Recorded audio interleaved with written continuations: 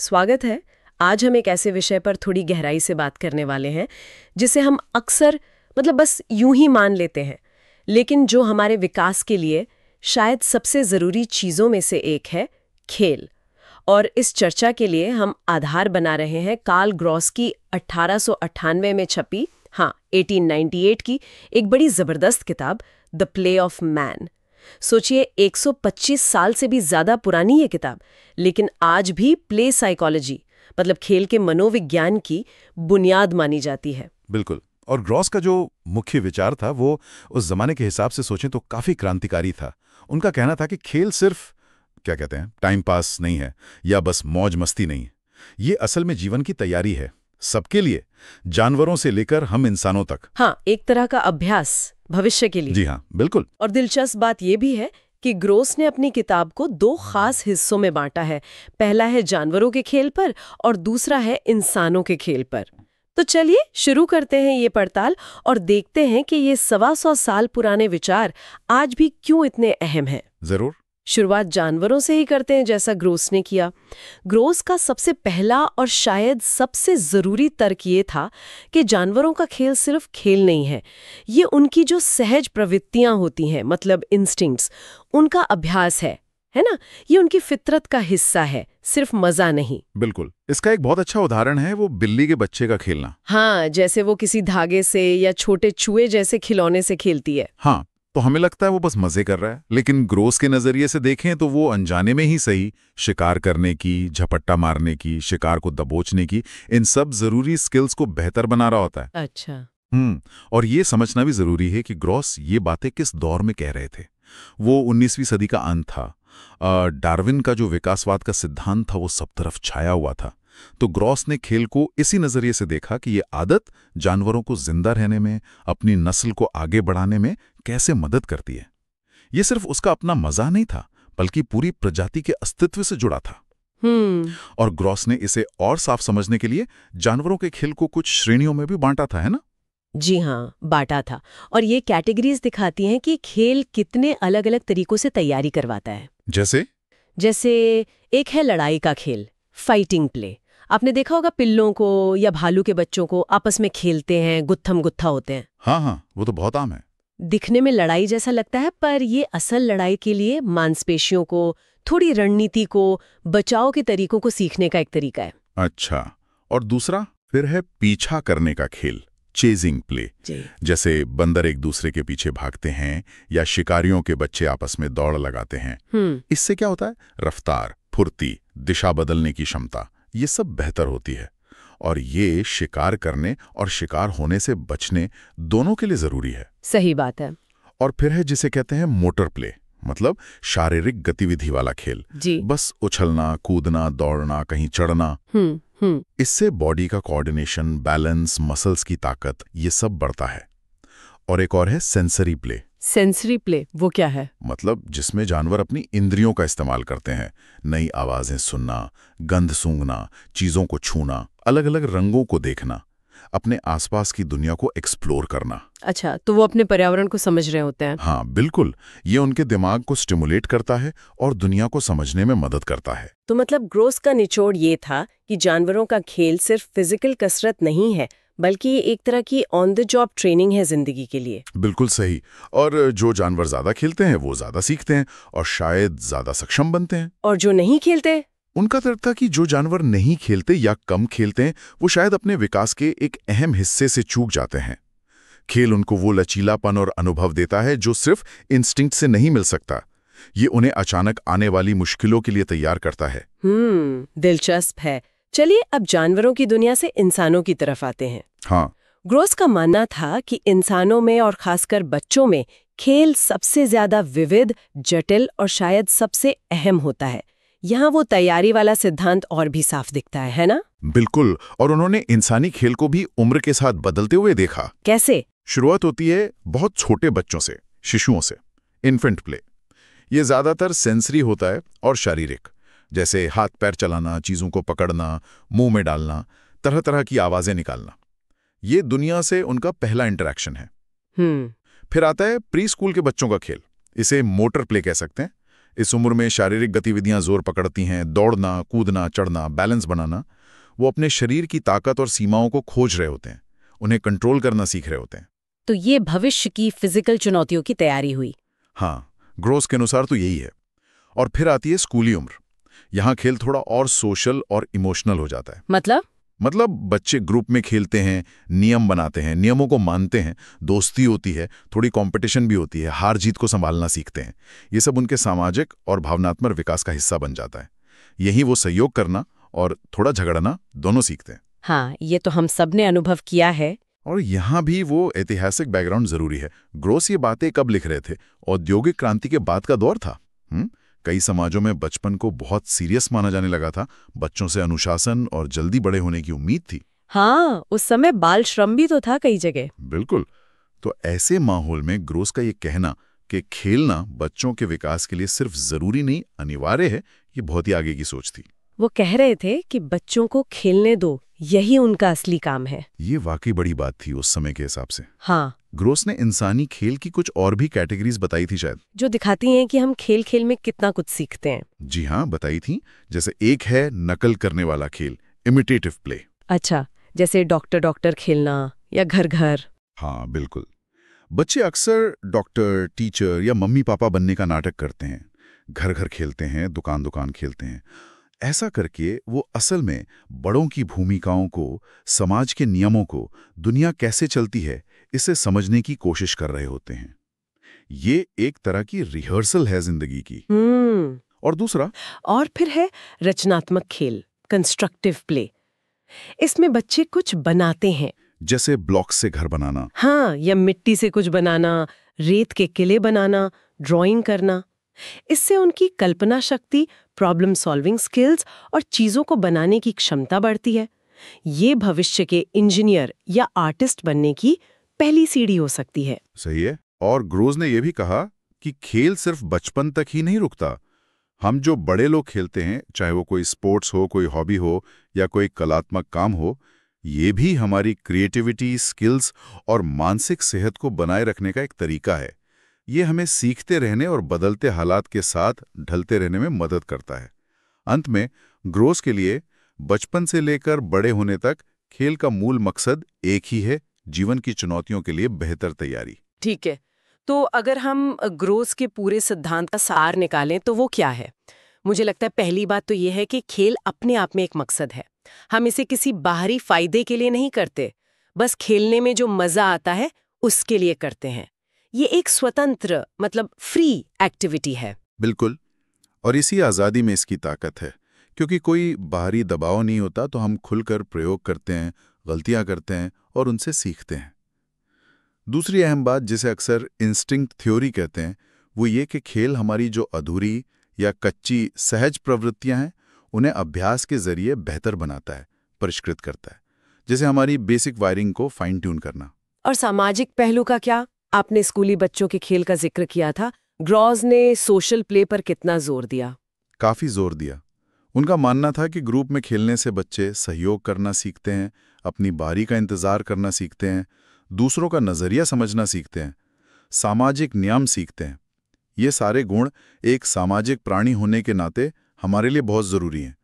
खेल एक तरह की सोशल लैब है। लेकिन ग्रोस ने एक चेतावनी भी दी थी, जो मुझे लगता है आज के समय में शायद बहुत ज्यादा जरूरी हो गई है। उन्होंने कहा था कि बहुत ज्यादा स्ट्रक्चर्ड यानी संरचित खेल शायद उतना फायदेमंद ना हो। इसका क्या मतलब है? देखिए, संरचित खेल वो होता है जिसमें नियम, लक्ष्य, एक्टिविटीज ये सब बड़ों द्वारा या पहले से तय होते हैं। जैसे कोई ऑर्गेनाइज स्पोर्ट्स टीम हो गई या कोई ऐसा बोर्ड गेम जिसमें बहुत सारे नियम हो। ग्रोस का मानना था कि हालांकि ये भी ठीक हो सकता है, लेकिन अगर खेल बहुत ज्यादा कंट्रोल्ड वाला हो, जिसमें बच्चों की अपनी कल्पना, अपनी पहल या अपने नियम बनाने की गुंजाइश कम हो, तो ये उनकी क्रिएटिविटी और स्वतंत्रता को दबा सकता है। तो फिर ज्यादा फायदेमंद क्या है उनके हिसाब से? उनके हिसाब से अनस्ट्रक्चर्ड प्ले ज्यादा फायदेमंद है।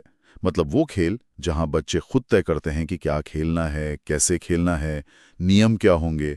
जैसे पार्क में बस दोस्तों के साथ खेलना, कोई तय एजेंडा नहीं, या मिलकर कोई कहानी बनाना, या बस चीजों के साथ प्रयोग करना। अच्छा। इसमें बच्चे अपनी कल्पना का इस्तेमाल करते हैं, प्रॉब्लम सॉल्व करते हैं, लीडरशिप सीखते हैं।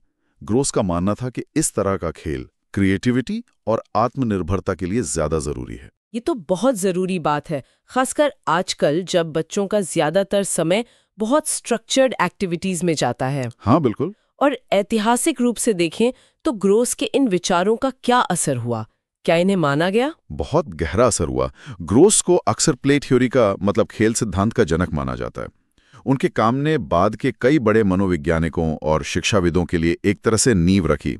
जैसे लिव वाइगोत्स्की का नाम आता है, जिन्होंने सामाजिक सांस्कृतिक संदर्भ में खेल के महत्व पर काम किया।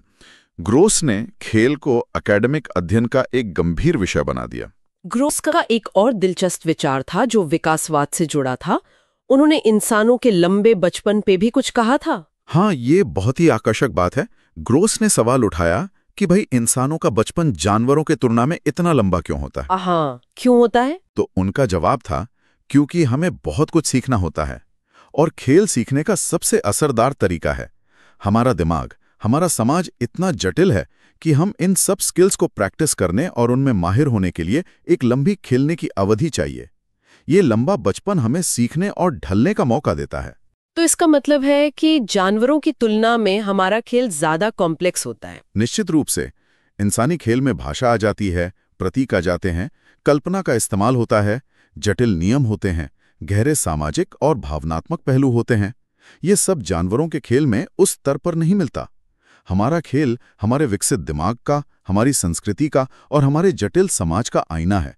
ये सिर्फ शारीरिक तैयारी नहीं है, ये मानसिक, भावनात्मक और सामाजिक तैयारी भी है। तो संक्षिप्त में कहें तो द प्ले ऑफ मैन ने मनोविज्ञान को, खासकर बच्चों के विकास को समझने में एक नई दिशा दी। बिल्कुल।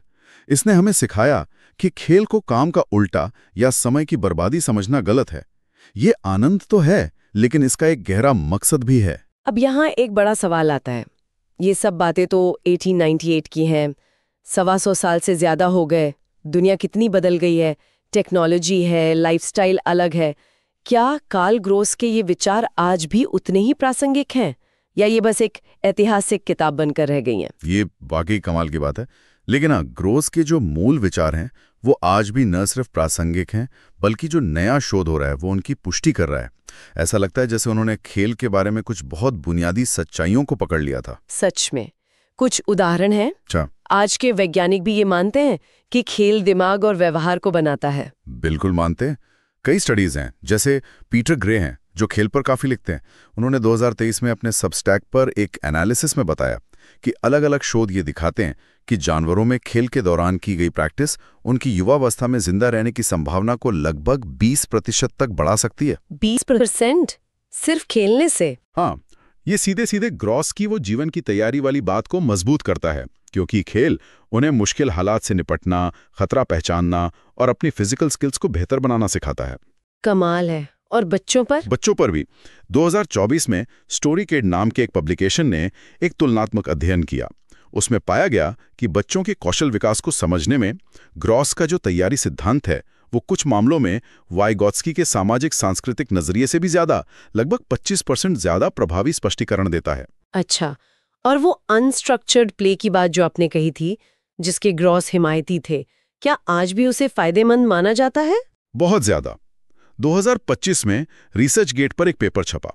उसमें स्कूलों में रिसेस के दौरान जो अनस्ट्रक्चर्ड प्ले होता है उसका अध्ययन किया गया और पाया गया कि जिन बच्चों को इस तरह खुलकर खेलने का मौका मिलता है उनमें भावनात्मक विनिमयन, मतलब इमोशनल रेगुलेशन, अपनी भावनाओं को समझने और उन्हें संभालने की क्षमता में 30% तक की बढ़ोतरी होती है। 30%? हाँ, ये ग्रोस की उस चेतावनी की पुष्टि करता है कि बच्चों को खुद से खेलने देना कितना जरूरी है। भावनात्मक विनियमन, ये तो आजकल बहुत जरूरी माना जाता है। इमोशनल इंटेलिजेंस का हिस्सा है ये। बिल्कुल। और भी हैं। 2023 में NIH यानी अमेरिका के नेशनल इंस्टीट्यूट्स ऑफ हेल्थ की एक स्टडी ने खोजपूर्ण खेल को, मतलब जहां बच्चे खुद से चीजों को खोलते, जोड़ते, आजमाते हैं, उसे तार्किक सीखने यानी रैशनल लर्निंग से जोड़ा। मतलब खेल खेल में बच्चे साइंटिफिक तरीके से सोचना सीखते हैं? हाँ, कारण और प्रभाव को समझते हैं। ये भी ग्रोस के विचारों से मेल खाता है कि खेल सीखने की प्रक्रिया का एक जरूरी हिस्सा है। और क्या दिमाग के विकास पर भी कोई सीधा असर दिखता है? हाँ, हाल ही में 2024 की NIFE प्ले यानी नेशनल इंस्टीट्यूट फॉर प्ले की एक रिपोर्ट ने ग्रोस को खेल की शक्ति का एक प्रमुख विचारक बताते हुए कहा कि इंसानी खेल मस्तिष्क के विकास में, खासकर हमारे प्रीफ्रंटल कॉर्टेक्स के विकास में 35% तक सहायक हो सकता है। 35%। प्रीफ्रंटल कॉर्टेक्स तो दिमाग का वो हिस्सा है जो सोचने, समझने, प्लानिंग करने, फैसले लेने के लिए जिम्मेदार है। जी हाँ, बिल्कुल। वही हिस्सा जो हमें निर्णय लेने, योजना बनाने और सामाजिक व्यवहार को नियंत्रित करने में मदद करता है। तो खेल सीधे तौर पर हमारे इंसान बनने की प्रक्रिया से जुड़ा है। ये आंकड़े तो वाकई चौंकाने वाले हैं। इसका मतलब है कि 125 साल पहले जो बात ग्रोस कह रहे थे, उसे आज का न्यूरोसाइंस और मनोविज्ञान पूरी तरह से मान रहा है।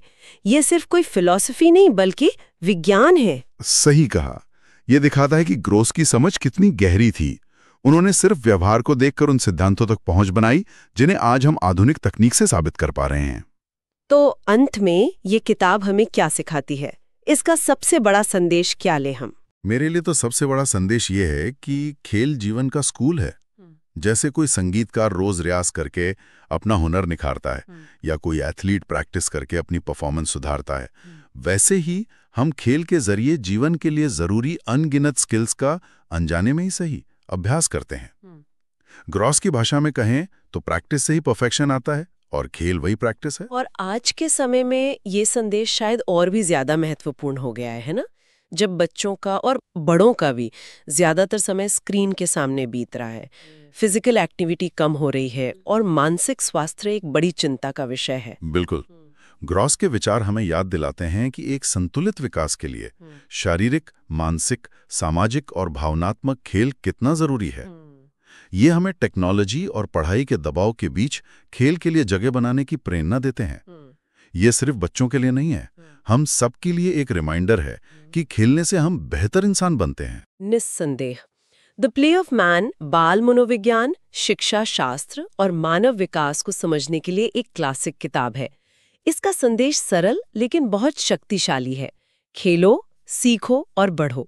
तो हमने देखा कि कैसे कार्ल ग्रोस की किताब द प्ले ऑफ मैन खेल को सिर्फ एक गतिविधि नहीं बल्कि विकास और जीवन की तैयारी का एक अनिवार्य और बहुत गहरा हिस्सा मानती है। और ये विचार 125 साल बाद भी उतने ही ताजे और जरूरी लगते हैं। और यहाँ हम एक सवाल के साथ आपको छोड़े जाते हैं जिस पर आप सोच सकते हैं। अगर ग्रोस सही थे कि खेल भविष्य की तैयारी है, तो आज की ये दुनिया जो इतनी जटिल है, इतनी अनिश्चित है, इतनी तेजी से बदल रही है, उसके लिए हमें किस तरह के खेल की जरूरत है?